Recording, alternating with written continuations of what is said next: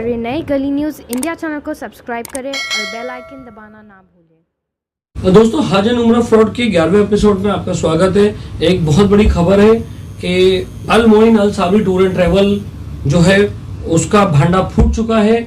Finally पायदुनी police station में complaint दर्ज हो चुकी है। अल मोइन अल साबरी टूर्स एंड ट्रैवल ये जो है अभी फिलहाल जो मीनारा मस्जिद के गेट के सामने था और कुछ महीनों पहले बंद कर दिया। करोड़ों का घपला है इसने, करोड़ों का हाजियों के साथ धोखा हुआ। पैसे देने वाला कोई नहीं है। इसका जो मेन है अहमद शेख जो है वो दुबई में बैठा हुआ है जी, है ना खालिद भाई? हाँ जी। अहमद शेख दुबई में बैठा हुआ है। पिछले कई महीनों से या सालों से जो है वो लोगों को आज भेजेगा कल भेजेगा ऐसा कर रहा था, मगर आज एफआईआर पायदुनी पुलिस ने दर्ज कर ली है और मोइन शेख है जिसको मोइन कुट्टी भी कहा जाता है उसको पायदुनी पुलिस ने अरेस्ट कर लिए। बात करते हैं कंप्लेनेंट से। सर, आपका नाम?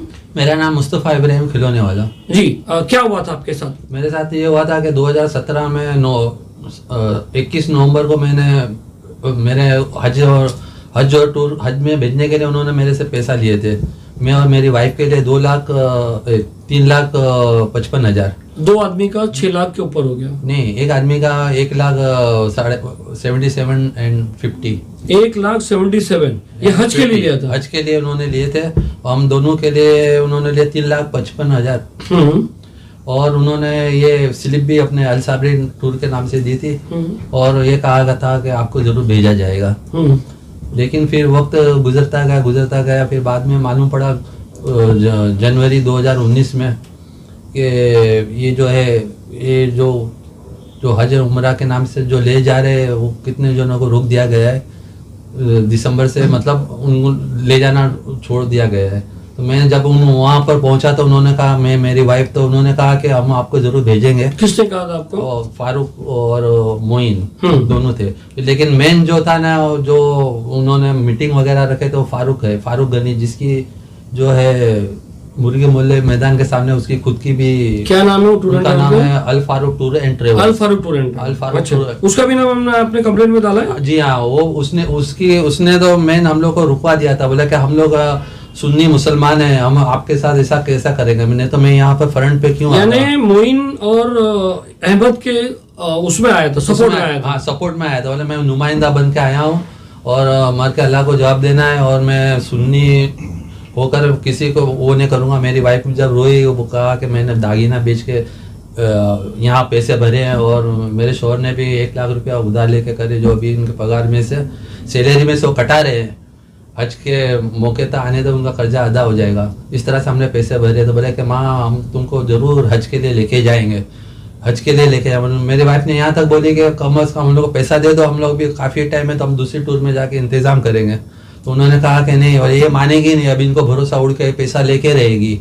तुमको डायबिटीज़ है, तुमको ये है, तुम घर पे बैठो, समझे ना, हम जरूर लेके। फारूक गनी ने लॉलीपॉप दिया? हाँ, बहुत बड़ी लॉलीपॉप दिया, बहुत दिलासा दिया, बहुत झूठे वादे किया उन्होंने। और जिसकी वजह से मैं क्या और दूसरे बहुत सारे लोग थे जो कि इसके झांसे में आ गए और वो लोग ने भी अपना मुंह बंद रख दिए।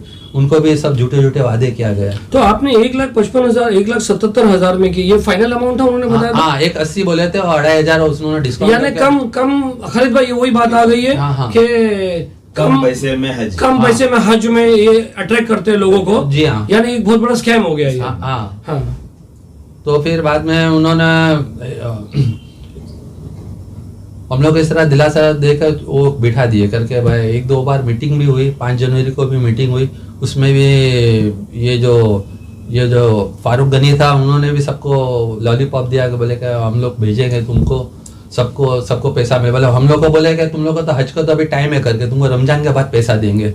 ये हमारे सामने का बच्चा है, घबरा गया है, इसको जरा। ये बहुत खेल रहे थे, ये बात सही है, बहुत खेल रहे थे। बहुत खेल रहे थे। आप अपने पैसे से हज किए?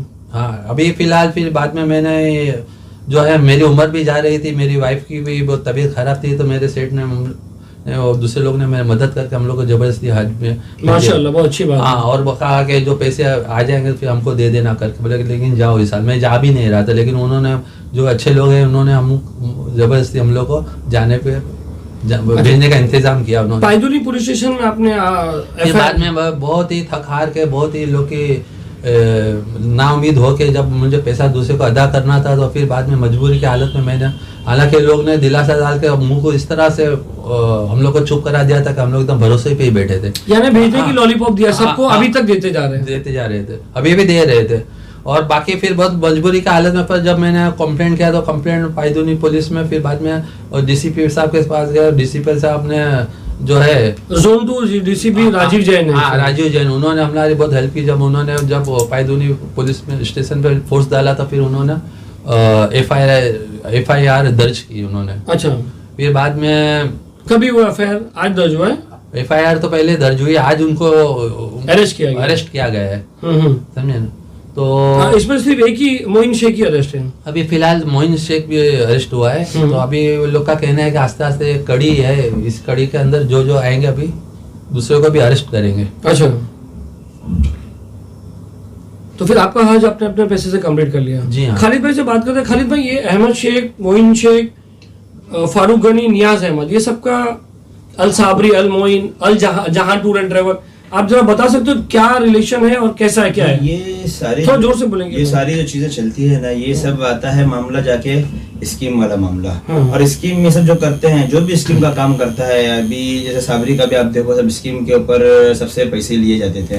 1,80,000 में हज करा रहा है। हज कोई सवाल ही नहीं है, जब हज कमेटी का ये रेट नहीं है तो 1,80,000 में। अब ये मतलब बात ऐसी हुई कि हम आपके पैसे से बिजनेस करते हैं और आपके पैसे से को हम डबल करते हैं। और ये बताया था आपको कि हम आपके पैसे से डबल करते हैं? नहीं, इन्होंने कुछ इस तरह से नहीं बताया था। मैंने ये तहकीकात की थी कि भाई ये जो पैसे से इतने कम में क्यों क्या है करके, क्या ब्याज का इंटरेस्ट का पैसा तो नहीं, हराम का पैसा जो कि जिसकी हज हमारी कबूल न हो। तो उन्होंने ये मालूमात मुझे मिली कि ये लोग जो है ना बिजनेस में लगाते हैं, या तो फिर वो 1-2 साल पहले वो जो होटल वगैरह बुकिंग कर लेते हैं, जो वहाँ पर जो सबके लिए जो कैटरिंग का ना, जो रहने का जो अकोमोडेशन करते हैं, आपको बता दें हमने सस्ते में किया। सस्ते में 1-2 साल पहले लोग बुकिंग कर लेते हैं तो सस्ते में हो जाता है। ऐसा कोई तो प्रोसेस नहीं है कि आप 1-2 साल पहले आप कोई होटल बुक कर लो। ऐसा वहाँ तो बोले हम लोग पैसे लेके खड़े रहते हैं, तो वो लोग शेख लोग ने, अरब लोग हैं। तो क्या अल मोइन, अल साबरी और जहां ट्रेवल्स का कुछ नेक्सस है? देखिए, जहान जो है, जहान वाला जो ये मतीन जो है फ्रॉड यूके में जो बैठा हुआ है, ये पहले अल मोइन के साथ में काम करता था। और फिर मतलब ये लोगों ने ये जो है मोइन उसके साथ में काम करने का वो जहान अलग हुआ, फिर उन्होंने खुद का सेटअप शुरू किया, ये क्या कहते हैं इसको, स्कीम वाला। और स्कीम वाला करने के बाद में ये जो अल साबरी जिनकी सिस्टर कंसर्न थी, उसके साथ में लोगों ने मतलब पब्लिक का उसके क्या कहते हैं स्कीम के अंदर कम पैसे के अंदर बुकिंग लेना और फिर कम पैसे में फिर लोगों को भेजना। तो वही फिर कहीं ना कहीं जाके चक्री अटकती है और कहीं ना कहीं जाके मामला सब खराब होता है। मामला वही आता है लास्ट में जो है पूरा निचोड़, सस्ता और स्कीम और ये सब जाके लास्ट में फ्रॉड है, पूरा लास्ट में फ्रॉड हो जाता है। ये जितना अच्छा, तो ये चलो जब आप पैसे मांगने गए थे तो मोइन से मिले थे, किससे मिले थे आपने? फारूक से मिला, किससे मिला?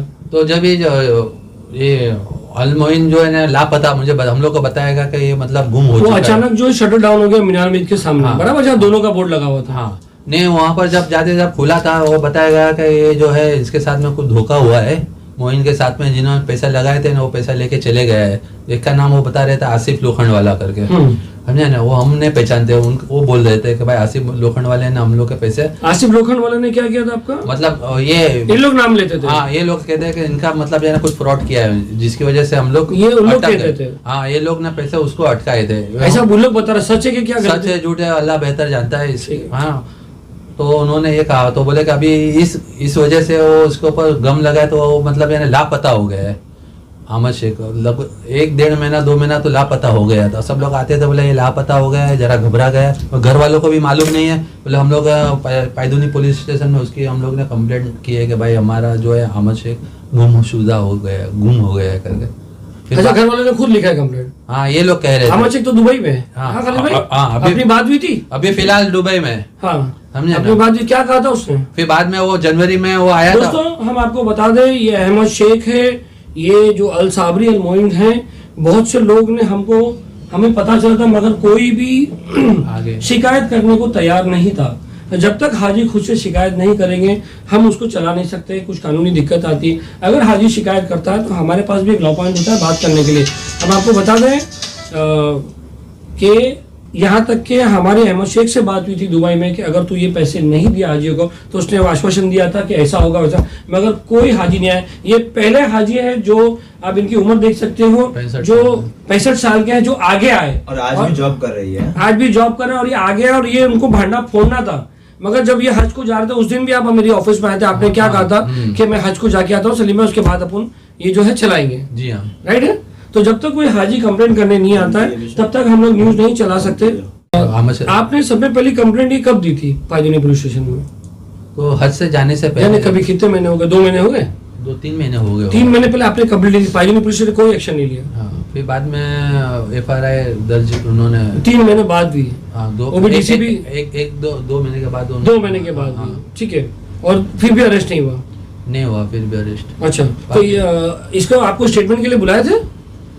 स्टेटमेंट का इंक्वायरी के लिए बुलाए थे कि क्या है क्या नहीं है कर, तुमने जो ये दिए है मतलब कंप्लेंट है तो उसको वेरिफिकेशन के लिए उन्होंने पुलिस चौकी में मुझे बुलाया। किसको? तुमको? और सामने वाले को बुलाए थे? सामने वालों को भी बुलाए थे। वो लोग का कहना है कि लोग इसका स्टेटमेंट लिए थे, लोग ने लिए थे मगर FIR नहीं लिखे थे। हाँ, तभी नहीं लिखे थे, फिर बाद में लोग ने लिखे करके। अच्छा। हाँ, फिर बाद में वो जो है कुछ उनसे मतलब है ना, मैं वहाँ की चौकी में भी देखा कि ये जो है ये मोइन किसी के साथ में मतलब है ना किसी को ल्यूएन लाइसेंस पे दिया था, वो यूसुफ नाम का कोई था करके, तो उसकी भी मतलब वो होती है ना एफिडेविट, वो मैंने देखा उसी चौकी के अंदर कि आपको कभी कुछ धमकी आई थी? धमकी वगैरह भी वो जब रास्ते में मुझे आते जाते मिलते थे ना। कौन मिलता था?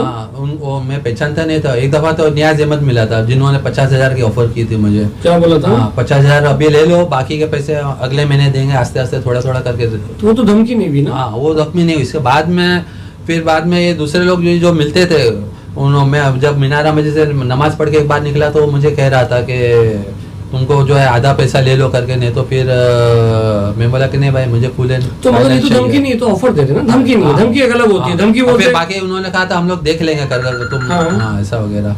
हाँ हाँ, इस तरह से भी उन्होंने कहा करके। अच्छा, तो बहरहाल दोस्तों अल मोइन अल साबरी का जो है आज और है ना, उन्होंने ये भी कहा था कि अगर नहीं लेते हो तो फिर हम लोग को अरेस्ट हो जाएंगे।